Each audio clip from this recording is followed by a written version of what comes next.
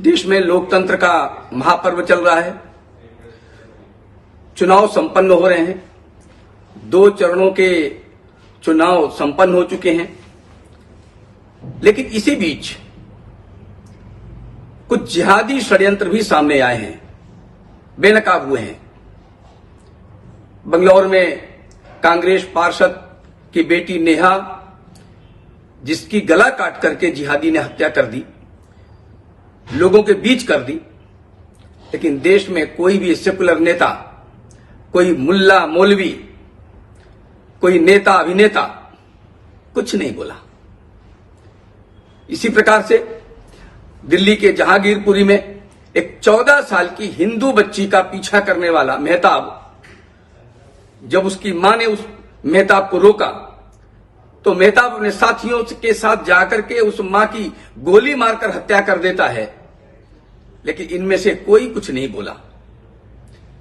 कल दिल्ली एनसीआर के 178 विद्यालयों में इस्लामिक नारों के साथ बम रखने की सूचना देते हुए एक मेल जाता है।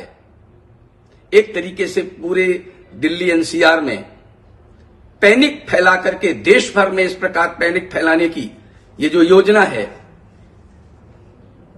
उसका प्रारूप था वो। विद्यालयों के बच्चे, अभिभावक, अध्यापक, सुरक्षाकर्मी दिन भर परेशान रहे। आखिर कौन कर रहा है ये? और कोई कर रहा है तो उसकी भर्त्सना तक नहीं हो रही है। कोई सेकुलर नेता आगे नहीं आया, कोई मुल्ला आगे नहीं आया, कोई मौलवी आगे नहीं आया, किसी ने इसकी भर्त्सना नहीं की। ये वही लोग हैं जो हमास के समर्थन में खड़े होते हैं। धूर्त, पाशविक, क्रूर, बीभत्स अत्याचारी हमास के साथ जो लोग खड़े होते हैं, ये वही लोग हैं जो चुप हैं, जो संविधान बचाने की बात करते हैं, लोकतंत्र बचाने की बात करते हैं, लेकिन इस प्रकार की घटनाओं में चुप रहते हैं। भाषणों से जिहाद फैलाते हैं। अभी तक हमने लौ जिहाद सुना था, भूमि जिहाद सुना था, आईएस जिहाद सुना था, लेकिन यह पैनिक जिहाद है। और इससे बढ़कर उत्तर प्रदेश की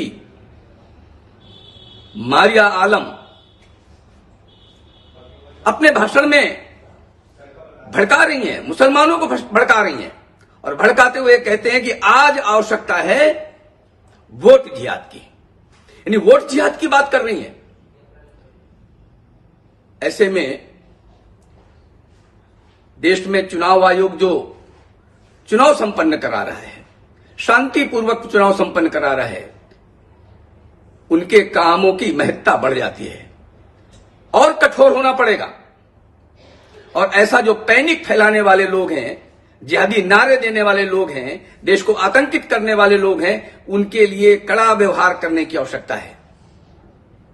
चुनाव संपन्न हो, महापर्व संपन्न हो, सकुशल संपन्न हो, इसके लिए ये आवश्यकता है।